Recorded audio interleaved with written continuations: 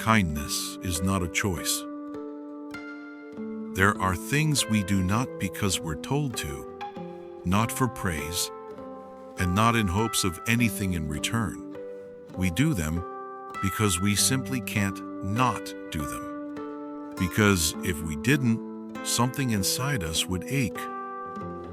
I used to think kindness was a choice, something soft, for dreamers, for people who had time to carry other people's weight. But then, when I was 15, something changed in me, all because of one small, quiet moment. That year, I stopped looking at the stars on the ceiling and started noticing people on the ground. I didn't talk much, didn't fit in, but something was growing inside me, a world I hadn't yet shown to anyone. I started reading. I started wondering why we're here, what makes people good to each other, whether it was possible to live a life that didn't step on someone else just to move forward. And then one afternoon, a simple moment, I did something small to help someone I barely knew. There was no plan, no second thought. Something in me just knew. If you stay still now, you'll lose something you'll never get back. She looked at me and said, "Thank you." That was it. A simple thank you. But I've never forgotten how it felt. For the first time, I felt joy from doing something that had nothing to do with me. I never saw her again. I never told anyone what happened. But after that day, I started writing about the life I wanted. A quiet one, an honest one, a life where being kind was enough, even if no one noticed. Now, many years later, after success, failure, temptations, and regrets, I still remember that day.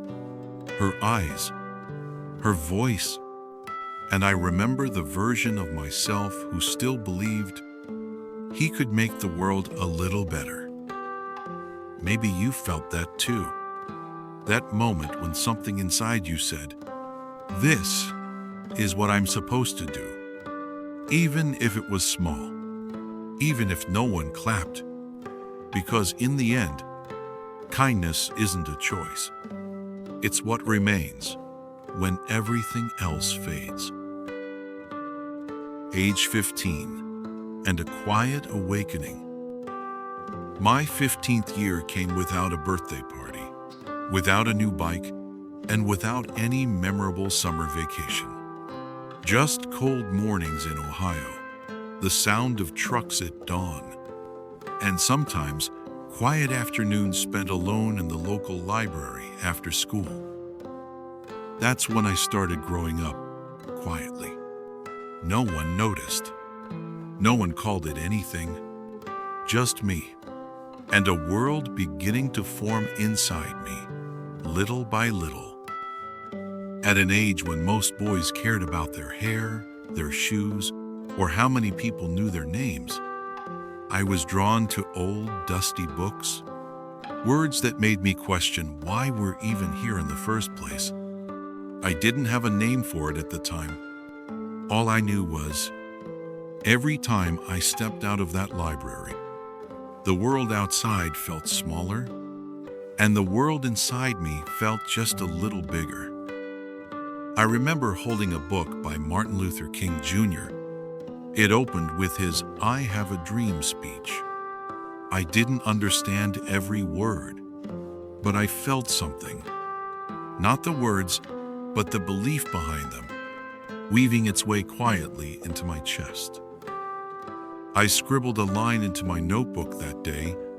If one day I can help someone without needing a reason, maybe that means I'm living right. I never told anyone. In a family like mine, immigrants just trying to survive, ideals weren't exactly encouraged. You were expected to be practical. Work hard. Stay quiet. Don't cause trouble. But somehow, those very limits made me long for something more. I started watching people, not to compete, but to understand why we hurt each other so easily, and why kindness felt like an exception, not a rule. And even then, I began to feel it, that something about doing good, even in the smallest way, felt right, even if no one saw it. No one taught me that. There was no lesson, just a voice inside that whispered, if you can do something kind, you don't need permission. I don't know if my parents ever noticed I was changing. They were tired, exhausted, really. My father worked with his hands. My mother sewed late into the night. Dinner was the only time we were all together, and even then, few words were spoken. There were moments when I wanted to tell my mother what was happening in my head, about the book I had just finished, about the dream of doing something good for others. But I stayed quiet, not out of fear, just the quiet understanding that maybe their world didn't have room for those kinds of dreams. And if you're a parent listening now, please don't worry too much when your child grows quiet during their teenage years. That silence doesn't always mean something is wrong. Sometimes it means something big and beautiful is growing quietly inside them. I was once that quiet kid, not good with words, not good with groups, but I was starting to see the beauty of compassion. I didn't know what I'd become. I had no plan. But I knew one thing. I didn't want to just survive. I wanted to create something good. The Old Librarian and the books that unlocked my mind. The library in our small Ohio town wasn't much. Tucked behind a weathered brick building, across from a nearly forgotten grocery store. It didn't stand out in any way. But inside, it was the first place I ever felt welcomed, without having to prove anything. I stumbled in by accident. A soft drizzle was falling that afternoon, and I didn't feel like going home just yet. The wooden door was cracked open, almost like an invitation whispered just for me. Inside, an elderly man with silver hair and round glasses was carefully dusting old spines, treating each book like it held something sacred. He didn't ask my name. He didn't force a smile, just nodded and went back to his work. After that, I came back more often. I didn't know why. Maybe it was the silence. Maybe it was the golden light or the smell of old paper that settled my heart. But I think deep down I sensed something in him.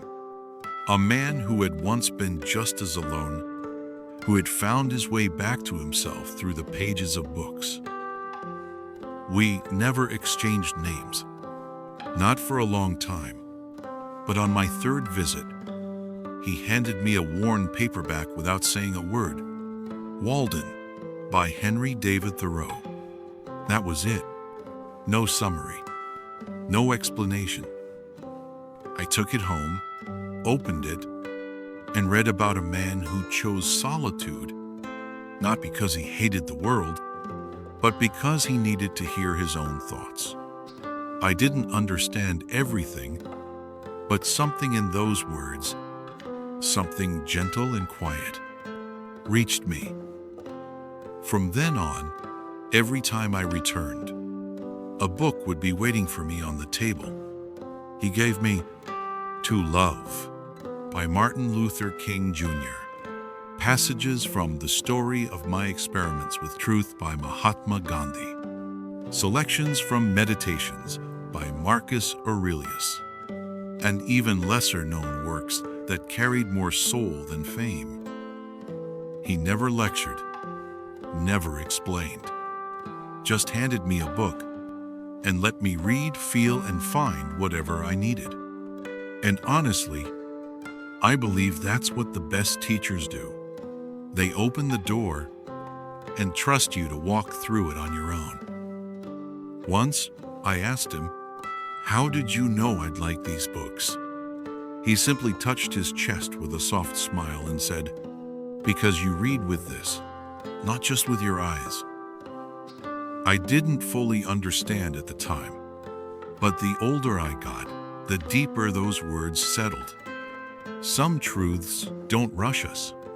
They wait patiently until we're ready to receive them. In a world that demands our children memorize, compete, and choose careers before they've found themselves, meeting someone like him, someone who silently places a book in front of you and believes you'll figure it out, was a gift I didn't realize the value of until much later. If you're raising a child, don't worry if they don't yet shine. Sometimes, the best thing you can do is open a quiet door and wait. His name was Mr. Jack. He didn't change my life with big speeches. He never called me special, but through his gentle presence, his silent trust, and those carefully chosen books, he opened a world inside me, a world I would later lose, and one day desperately fight to reclaim. A girl, a moment, and a thank you I'll never forget. That afternoon, the sky was grayer than usual. I had just left the library, my mind still lingering on something I'd read in Meditations by Marcus Aurelius.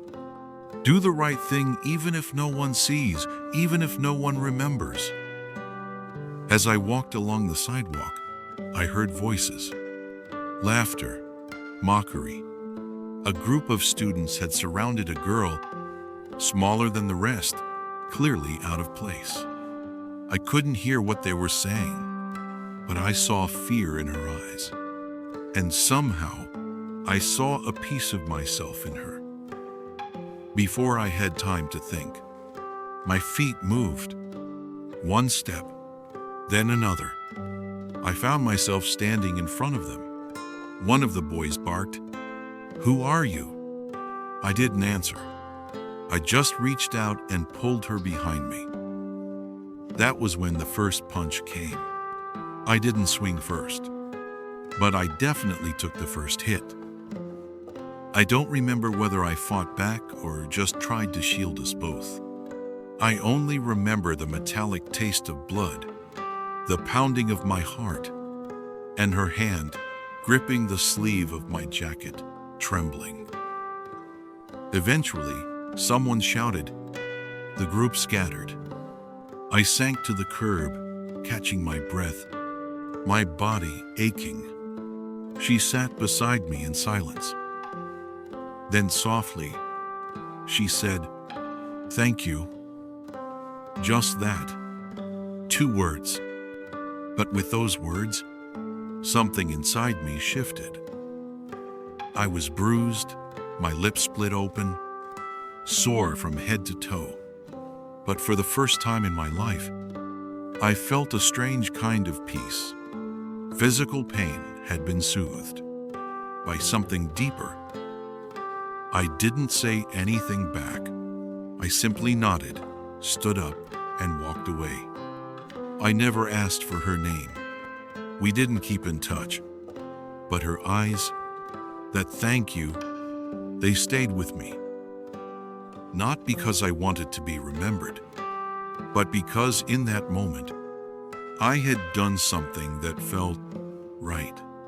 Not because someone told me to, not because I'd benefit, but because there was no other way I could have acted and still lived with myself. That night, bruised and sore, I laid in bed staring at the ceiling. And for the first time, I whispered to myself, if there are moments in life that make you feel like you truly lived, then the pain is worth it. If you're raising a teenager right now, especially one who seems quiet, withdrawn, or restless, Don't worry too much if they get into a bit of trouble standing up for others. Sometimes it's those exact moments that shape their deepest values. That girl had no idea that her quiet thank you on a gray, ordinary afternoon would light something in me, something that would keep burning even after I lost myself in the years to come. We don't do good because we have to. I used to think that doing good was a duty, that we're supposed to be kind because of morals, because of rules, because that's what our parents taught us. But I was wrong. That day when I stood up for a girl I didn't even know, I didn't act out of logic. I didn't weigh right or wrong. There wasn't time to decide. I just saw the fear in her eyes, and something inside me tightened. It wasn't obligation. It was reflex. It was empathy, not ethics. We don't do good because we have to. We do good because we feel the pain of another as if it were our own. I once read a line in Meditations by Marcus Aurelius, the Roman emperor and philosopher. What is not good for the hive is not good for the bee. Back then, I believed I was just a single, separate individual trying to survive. But in moments like that, when kindness rose without calculation, I realized we are never truly alone. If we listen closely, we can feel others. And when we act from that place, that quiet human connection, we don't need to be told we did the right thing. We just know. I've lived in a world where kindness is mistaken for weakness, where compassion is seen as naive, where success is often linked to cold logic and sharp ambition. But now, looking back, I know this. There's nothing stronger than someone who chooses kindness without needing a reason. Funny thing is, it's often those who've been hurt the most, the ones who were left behind, ignored, or forgotten, who become the most sensitive to the suffering of others. Not because they're better, but because they know what it feels like to need someone and find no one. I don't share this to make myself look good. I share it because maybe someone out there is tired, worn out, disappointed, doubting their own kindness. To you, I say, don't stop. Kindness isn't a performance. It's not a strategy. It's the silent language of connection. You don't need permission. You don't need applause. You don't need the world to deserve it. You just need to feel it and follow it. The beginning of a belief I could make the world better. It was a strange time in my life. I was still just a boy, 15, maybe 16, still living in a worn-down house in a working-class neighborhood. Still, with nothing to my name. But deep inside, a quiet belief had started to form. Maybe I could make this world a little better. Not as a hero, not as a savior, just if I could make one person feel less alone, if I could help someone feel seen, then maybe, just maybe, my life had meaning. I began writing ideas down in an old notebook. Not business plans, not money-making schemes, just scattered thoughts like a place where anyone can read books for free, a small group to help the homeless in the city, a book exchange between poor neighborhoods. Back then, I didn't know what to call them. Not projects, not goals, just things I wished existed in the world. I remember once bringing that notebook to the library, quietly placing it on the table where Mr. Jack was reading. He looked up through his foggy glasses, and then he smiled. Didn't say a word, just smiled. The kind of smile that felt like an open door. I had no idea what he was thinking, but in that moment, I felt something rare, that adults don't always need to crush the dreams of the young. Slowly, I began to see the world differently. Instead of asking, "How do I survive?" I started asking, "If I could do something for others, what would it be?" It was the first time I experienced a kind of inner freedom I hadn't known before. Not the freedom to escape, but the freedom to choose how I wanted to exist in the world. I didn't tell anyone about it. I was afraid of being laughed at. In a world where success was measured by grades, clothes, and phones, saying you wanted to help people just sounded naive. But the more I wrote, the more peace I felt. Each little idea, no matter how small, felt like a seed I was planting in the soil of my own soul. I didn't know how many would grow, but I knew this. If I didn't plant them, nothing would ever grow. And from that day forward, I began to believe every one of us can make the world a little better, in some small way, from a place no one expects. Great ideals always begin with small things. I used to think that to change the world, you had to be extraordinary. You needed money, power, or at least a loud enough voice to be heard. But I was wrong, and the truth revealed itself quietly. Great ideals don't begin with revolutions. They often begin with a small moment, a glance, a kind gesture, a whispered thank you. It's just like a mighty tree. It always begins as a seed, buried beneath the surface, invisible, forgotten, and all it needs is light and time. I still remember the girl from years ago, the one I stood up for and then walked away from, without looking back. To me, it was just a passing moment. But to her, as I would later come to learn, it changed the way she saw the world. I didn't know I had planted something in someone else's heart.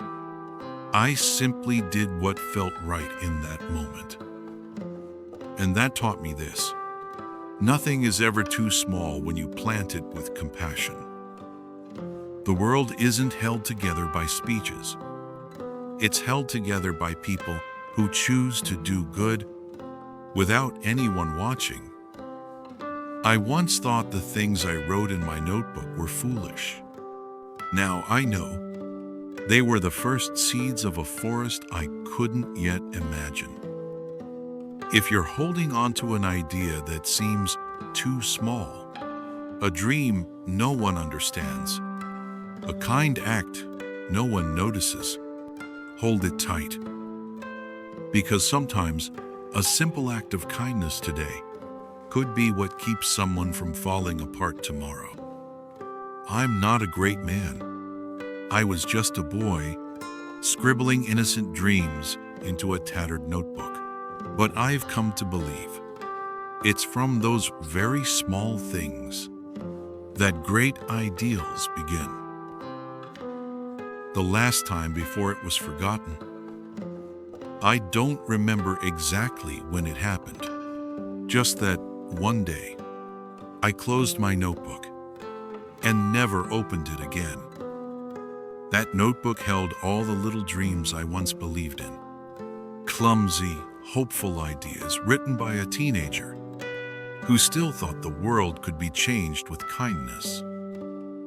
But as I stepped into adulthood, I was taught a different truth: that the world doesn't run on goodness, But on results, I started to understand that people don't applaud a kind thought. They applaud a product that makes money. So I ran toward meetings, presentations, strategy boards, where value meant profit margins, and success was measured in how many zeros came after your paycheck. The little library where Mr. Jack used to work eventually closed. I never went back. The girl from long ago, I forgot her name. All the things that once moved me, all the reasons I wanted to live with meaning, they became like an old film. I didn't deny them. I just stopped speaking of them. And no one asked. The world celebrates those with vision, not those with ideals. And I, though I had once felt the light of kindness, chose to walk away from it slowly. Because sometimes the spotlight is bright enough to make you forget the light inside. I stopped writing, stopped dreaming, stopped thinking of Mr. Jack, stopped remembering who I used to be. That was the last time I remembered that I once wanted to make the world better. Kindness is colorless, soundless, yet never leaves. There's something I didn't understand until life stripped away almost everything I had. Kindness never truly leaves.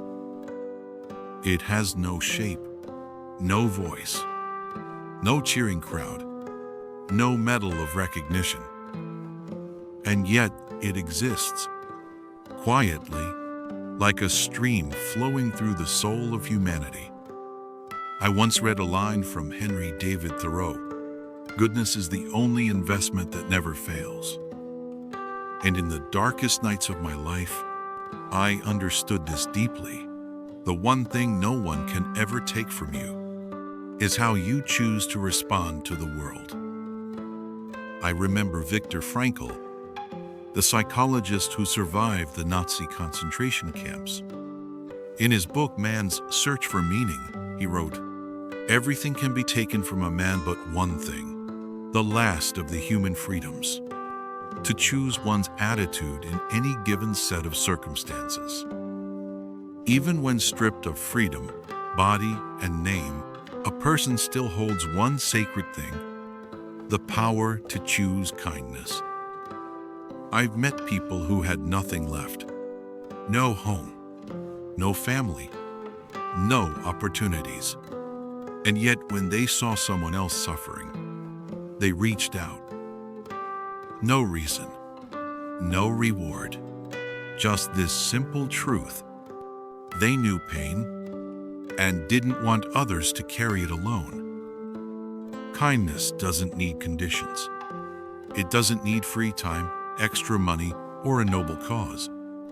Sometimes it's just a look that says, "I may not understand, but I see you." If you're living in a noisy, chaotic world, and you've ever wondered, do the good things I do even matter? I want to tell you this. You may never know, but somewhere, someone is watching, and they are learning to be kind because of you. Kindness doesn't need recognition, because in itself, it is the purest form of human dignity. When there was nothing left to be proud of, there was a time when I had it all: fame, wealth, luxury, cars people only saw behind showroom glass, and parties where everyone smiled but no one truly listened. And then, I lost it all. Not because someone stole it, but because I traded it willingly. During my darkest days, when I had nothing left to feel proud of, when every accomplishment became a burden on my shoulders, the only thing that remained was a memory. A memory of a poor boy who once stood up for a stranger and received a quiet, honest thank you. I don't clearly remember her name. Life had taken me far for too long. But somehow, that face, that look in her eyes, still lived somewhere in my memory. Not loud, not forced, just never gone. I also remember Mr. Jack and his silent smile as he looked at the scribbles in my old notebook.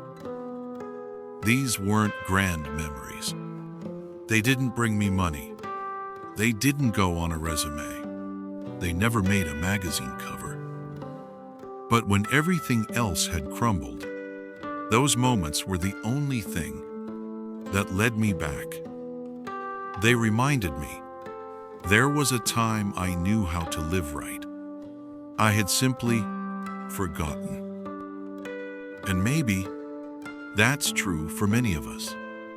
We're not missing light. We're just waiting for something or someone to help us remember. Kindness is never a choice.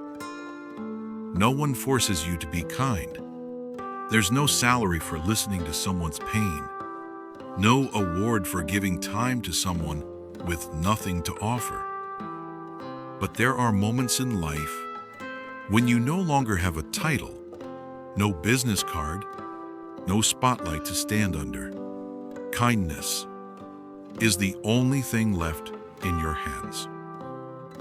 I used to think kindness was a virtue. Later, I understood.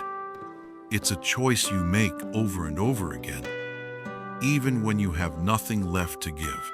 And the ones who keep choosing it, quietly, without recognition, they are the ones keeping this world from falling apart. You don't have to be a hero. Just hold onto your small light, especially when the world goes dark. We don't do good things because we have to. We do them because if we don't, we forget who we are. And that was also the moment I stepped into a different world. A world of big opportunities, applause, ambition, and the kind of choices I never imagined myself making. But I did. And that is where the next story begins. Hello everyone, I'm Lily, the youngest daughter of Victor Dominic. My father shared these stories, not to be remembered, but to remind us. Everyone deserves a new beginning, even the broken ones.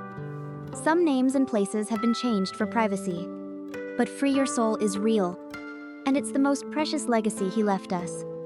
Today, I'm sharing it with you, hoping it reaches someone who needs a quiet, gentle whisper. Thank you for listening with your heart. I'll see you in the next stories.